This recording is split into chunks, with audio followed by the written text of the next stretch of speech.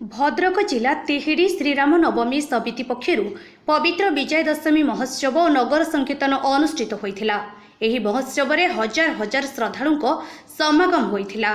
एही समागम को लक्ष्य करी तिहिडीर अग्रणी सामाजिक संगठन तिहिडी युवा मंचर कर्मकर्ता माने हजार हजार श्रद्धालुंको प्रसाद बंटन करिथिले।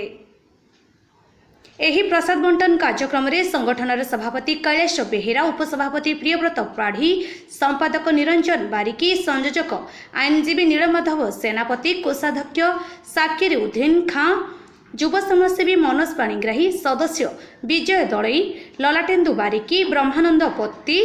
रश्मिरंजन पति, सुब्रत मिश्र, भवानी आचार्य, नव बेहेरा, संतोष महाराणा, सैयद रफिक, रघुनाथ साहू, कृष्णचंद्र नायक,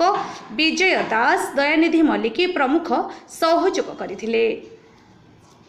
मो होची मनोज पाणिग्राही, युव मंच भल पाउथिबा युव मंच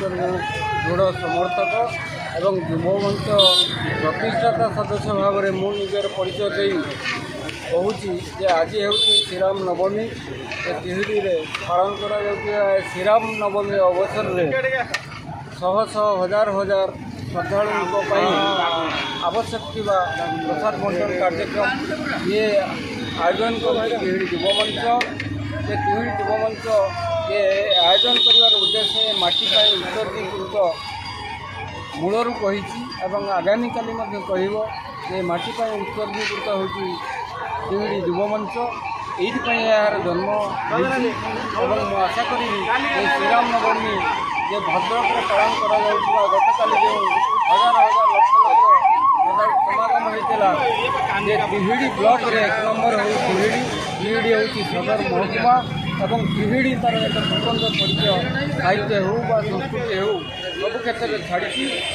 संस्कृतिर पर्व को निश्चित पालन कर यार प्रतिभाधारक भाव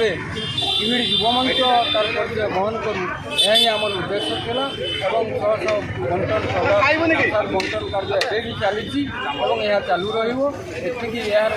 उन्नति कामना कर रोचे मनोज पाणी। भद्रक तिहिडी विभूतिभूषण ग्रहचार्य रिपोर्ट अपराह्न लाइव।